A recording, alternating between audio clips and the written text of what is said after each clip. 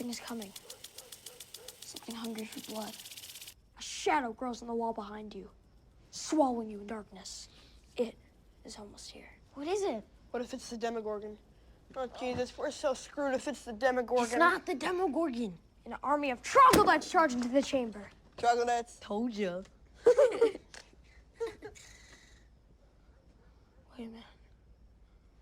Do you hear that? That sound. Boom. Boom. Boom! That didn't come from the troglodytes. No, that came from something else. The Demogorgon! We're in deep shit.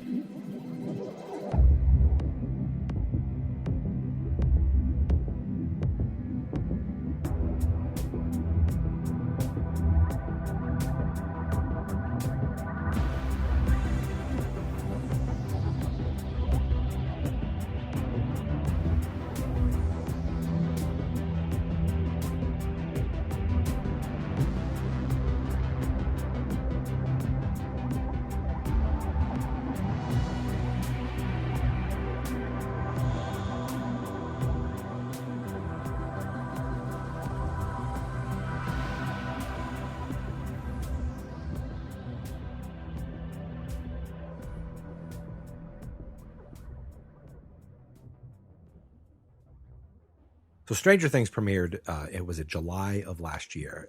And it was, as we know, there are 8 episodes of season 1. And I believe I was homesick one day. So I watched one episode that turned into 6 episodes. And the only reason I didn't watch the whole season on the first day is because I just didn't have time to. But that's the last time I watched episode 1. I watched it one time when it premiered, and I hadn't gone back until now. So there are some things that I remembered, some things that I didn't remember. And I'm just going to kind of go through what episode 1 is. Episode 1 is called The Vanishing of Will Byers. This kicks off everything. The episode starts with this, we're in at the Hawkins, Indiana. It's November 6th, 1983. I was 7 years old. I was in the 2nd grade at that time. Just started the 2nd grade a couple months earlier. And the first thing we see is the Hawkins National Laboratory, U.S. Department of Energy. Now, you when you think of government conspiracies, you think CIA, FBI. You don't think the U.S. Department of Energy. But that is exactly where this show starts. And the first thing we see is a scientist, a lab worker, some dude running down the halls, scared for his life. And he gets into an elevator, and you hear that monster noise.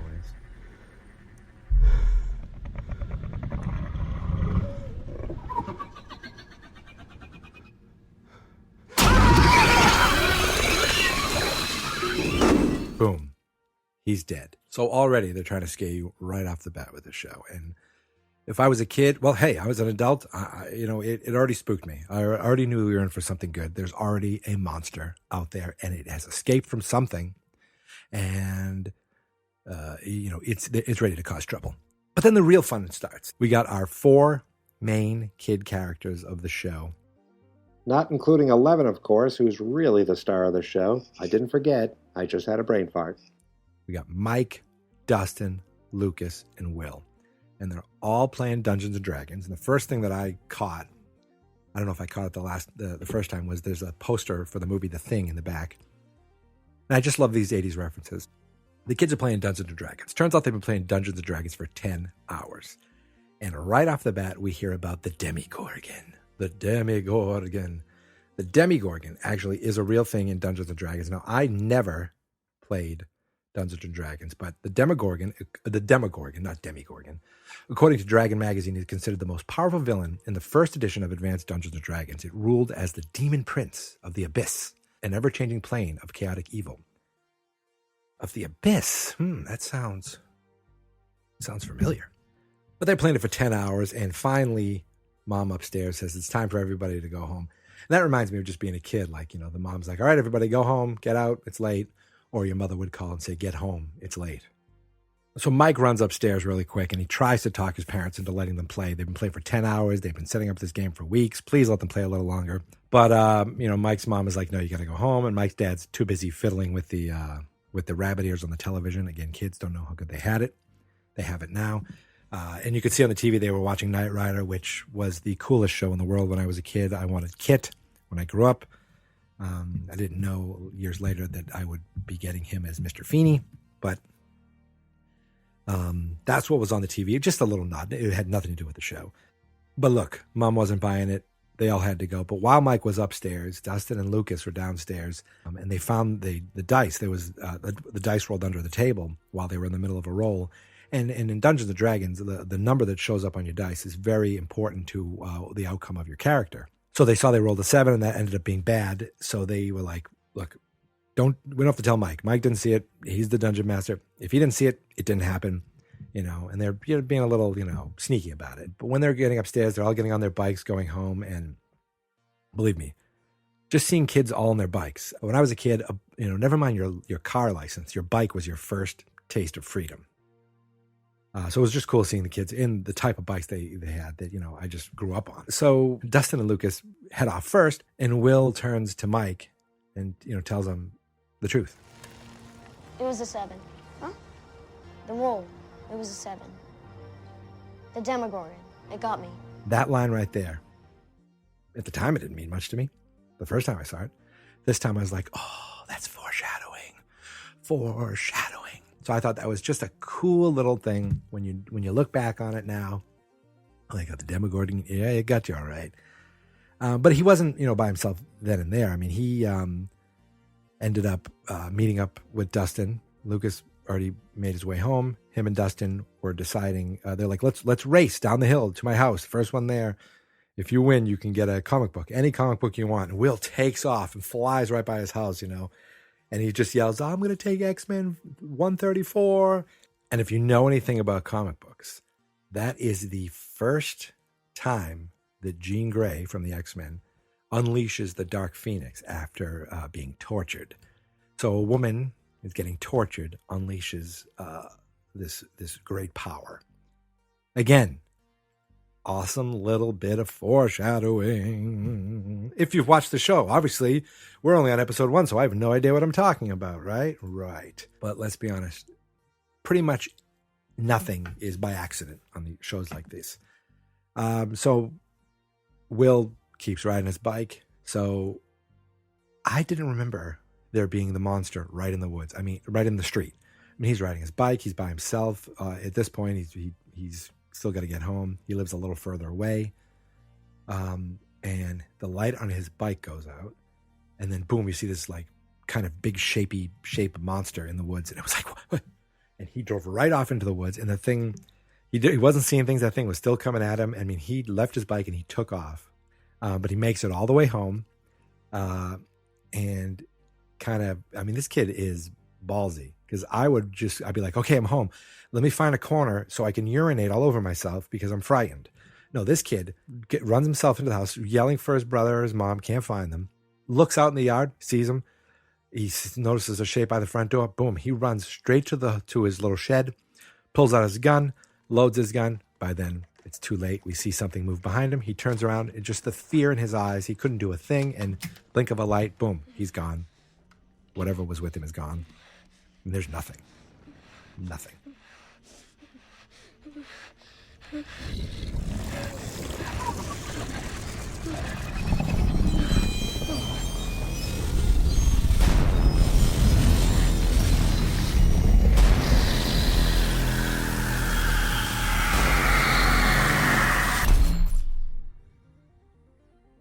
So forgive me if I'm out of order at all, but I believe at this point we now meet up with our sheriff of the show for the first time. This is David Harbour. He plays Jim Hopper, Sheriff Hopper. He lives in a trailer. He doesn't really take care of himself. We don't even know who he is at first. And then he puts on his uniform, his gun, and his badge. And, we realize, oh, God, he's a policeman. Gets into the police force. He's smoking, he's drinking, and there's 2 deputies with him. I mean, the police force looks like it's 3 guys, and a receptionist. And IMDb trivia is the greatest. And I guess that the uniforms that he and his deputies wore are the exact same uniforms from Amity Island for Jaws and Jaws 2, which is, I don't know, another great little reference. But he comes to find out that there's a boy missing. And, he's like, oh, okay, great. And he meets up with the mother, Winona Ryder. And obviously I'm jumping all over the place because at the same time, Winona Ryder comes home. She's talking to her older son. She's looking for Will. He's not in his room. She's getting a little nervous. She doesn't know where he is. She calls over to Mike's house. No one knows where Will is. And he's like, oh, he's probably on his way to school. And they're like, oh, okay. And they don't think much of it anymore. But she's nervous, because Will's a good boy and can't find him. So that's when she ends up at the police station. And, she's a little, she seems like she's an erratic person anyway. But obviously with the nerves of her kid missing. And so the sheriff's like, could he, be anywhere? Where's his dad? A lot of times it's the dad. He'll turn up. They made reference to the dad being, not liking the Will. Maybe Will's gay, and he's like, the sheriff's like, well, is he? And I just realized it's a different time, so maybe just different state of mind, different thought process with that. But really, she just gets the sheriff to start looking, and the first thing they do is get the kids from school. I'm all over the place, so believe me. Hopefully, future episodes will be better. But he gets all his friends from school to interview them. The friends, meanwhile, they don't even know that Will's missing. They just probably think he's homesick or something. They're at school. They're meeting up. They get kind of pushed around by some bullies. They have a cool science teacher who shows them a ham radio. The science teacher is just a nerdy guy who's into, cool, nerdy stuff. He's not a creepo. I don't know if they try to make him look like he is a suspect with Will in the future. I forget. But I like that he's just a normal dude, if I remember correctly. But I like that the kids are all talking over each other while the sheriff's trying to question them, and the sheriff has no patience for them, so he's yelling at them. And finally, they just find out, that, look, he drives this way on his bike. So that gets the sheriff and his deputies to search the area, and they find his bike.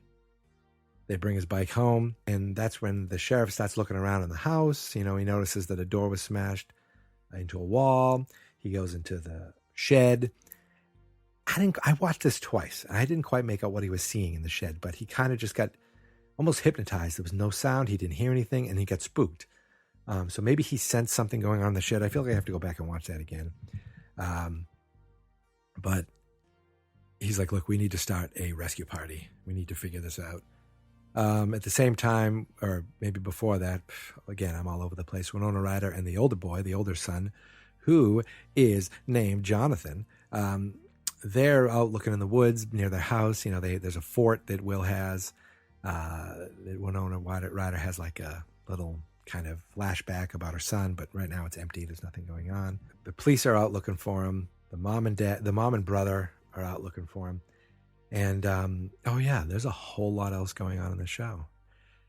We cut back to the lab. We see Matthew Modine for the first time. Some crazy doctor. They put on all these hazmat suits back at the lab. Kind of reminiscence of E.T., except they all had Uzi submachine guns. And they head into this room, this lab or something. And there's this just giant living monstrosity.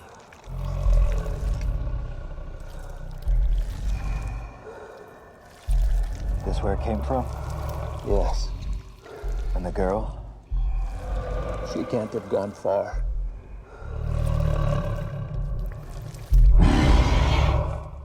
Meanwhile, there's another whole set of characters that I haven't even touched on. Look, I mean, the unimportant stuff, the character stuff. There's the sister. There's Mike has a sister, Nancy. Again, I don't know if I don't know if these aren't 80s names, but they just feel like it. Nancy from Nightmare on Elm Street. She's got a friend named Barb. She's trying to date or has this boyfriend named Steve, and he seems like he's kind of that 80s, kind of a douchey guy, trying to get in her pants, trying to make out with her, trying to hang out with her in her room. So we see some of that. We meet Barb, who's become like a like a fan favorite, but right now she was only there for 2 seconds with her awesome glasses. So that's pretty much them in a nutshell. But there's another character, pretty much the most important character. Did I mention anything about the Dark Phoenix? Out of nowhere, we see this girl kind of walking outside in the woods. She comes across this diner. She kind of walks into the diner and just starts eating stuff. Now, she's in a hospital gown. She's eating.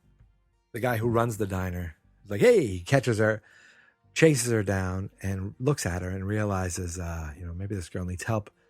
So he ends up starting, to help her, figure out who she is, feeds her. The most interesting thing for me was that I'm looking at this guy and I'm going, who is this guy? And then I realized it's Toby from This Is Us. Now, in This Is Us, he plays a really overweight guy trying to better himself, but some of that overweightness, some of that fatness on is a bit of a fat suit. Because in this show, he just looks like a big, muscly guy, kind of. Benny. And he runs the diner, and you're like, oh, cool, Benny's going to help her. Benny's going to take care of her. This is going to be a guy who's going to be around for a while.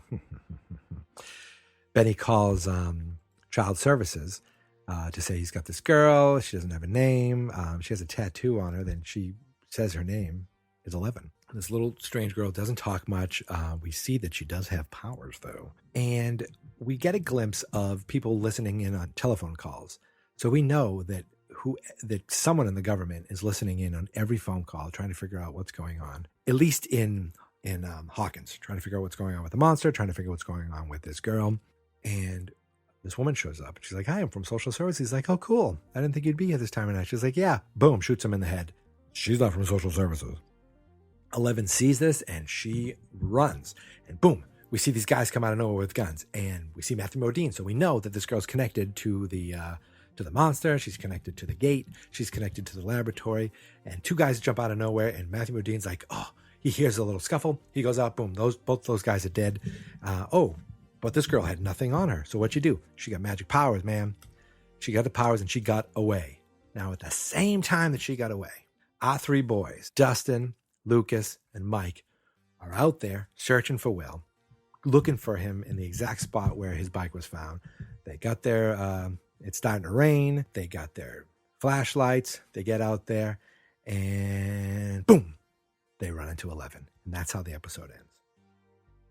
I didn't do a very good job of writing down notes. I'm sure I missed some things. Oh, Winona Ryder's got a weird phone call that it was probably Will. She knows it was Will. She's starting to lose her mind already. We didn't quite hear anything, just noises, but she could tell it was Will. What's that coming from? I don't know. But man, I can't wait until the 2nd episode. I can't wait to watch that and bring this another episode for you next week. I watched this and just the amount of references to things like E.T., Goonies, Stephen King. These are things that are so near and dear to my heart and to the hearts of people my age growing up that you couldn't help but love this show. And I immediately was texting and emailing everybody I knew and say, watch this, please watch this, please watch this. And I had a couple of guys who were like, I watched the first one, it was okay. And then I heard from them a day later and I am addicted to this television show. It is amazing. So let's just stop and look at where we are after episode 1. So there's a boy missing. Some kind of monster, it seems like, took this boy someplace. We don't know where. We don't know how. We don't even know what this monster is. But he is somehow related to this Department of Energy in the National Laboratory in Hawkins. And something to do with this giant monstrosity, living, breathing kind of thing that is in the lab. All of this is related somehow. At the same time, there's a girl who escaped this laboratory. Well, we don't even know this. There's a girl who the Matthew Modine is interested in finding. And so she obviously has something to do with the lab as well. We don't know if she's a creation of the lab. We don't know anything. But we do know that she escapes. Now they try to track her down. She makes it into the woods, and she's found by the 3 boys who are out there looking for the vanishing Will Byers. And that's really all we know going in to episode 2, which we will be talking about next Friday, episode 2 of Stranger Things, episode 2 of Stranger Danger. I want to thank you guys for listening. My name is Mike. Again, this is my first time doing this. I'm taking notes while I'm podcasting, and that might not even be a good thing. I feel like I should just watch the episode a couple times to remind myself and kind of figure out where I am. But I wrote down a bunch of different notes. All right, let's look down. Let's look at these notes I wrote down Jefferson Airplane because that song was playing when 11 escaped the diner. I wrote down Monster in the Street. Okay, I wrote down walkie-talkies just because it was cool seeing the kids with their walkie-talkies. I wrote down bullies because we had the bullies I didn't really talk about, but they made fun of Dustin with his teeth. They made fun of all of them, really. Holy shit, it's Toby from This Is Us. Oops, I swore. Those are my notes for the most unprofessional professional podcaster you've ever met. My name is Mike. I run a website called fansnotexperts.com. You'll find Stranger Danger on there. And you'll find Stranger Danger on iTunes, Stitcher, Google Play. It's its own podcast that you can subscribe to and listen to and get one episode every Friday through the next couple months. Or if you are a subscriber already to Geek Mentality, you're going to get Stranger Danger as part of the Geek Mentality feed. You can subscribe to Geek Mentality also on iTunes, Stitcher, all those places. Geek Mentality is the original podcast. Basically, it's where I do episodes of Strange Danger, and I do episodes of Fans Not Experts Movie Month, and I do episodes of Geek Mentality. It's all related. It's all Geek Mentality. But if you go to fansnotexperts.com, you'll see we have, Geek Mentality, Stranger Danger, Man Meets World, which is our Boy Meets World podcast that I don't host, and WrestleFania, which is our wrestling podcast, which I am a co-host on. That's all at fansnotexperts.com, but I want to thank you for listening and trying us out, and I promise I'm going to get better at this. Okay. This is the first time I really planned ahead and you'd think I would have done better, but just sometimes life gets in the way and you got to do the best you can with what you got at the time you have it. So thank you guys for listening. Please, if you feel free, I'm on Twitter at geekmentality.com. I'm using the hashtag Stranger Danger to promote these episodes. If you want to find me, retweet me, follow me, that'd be great. Obviously we're on iTunes reviews. I don't even think I'm worthy of your iTunes reviews yet, so I'm not even going to ask for them. Just thank you for even getting this far and listening. And until next week, beware the Demogorgon.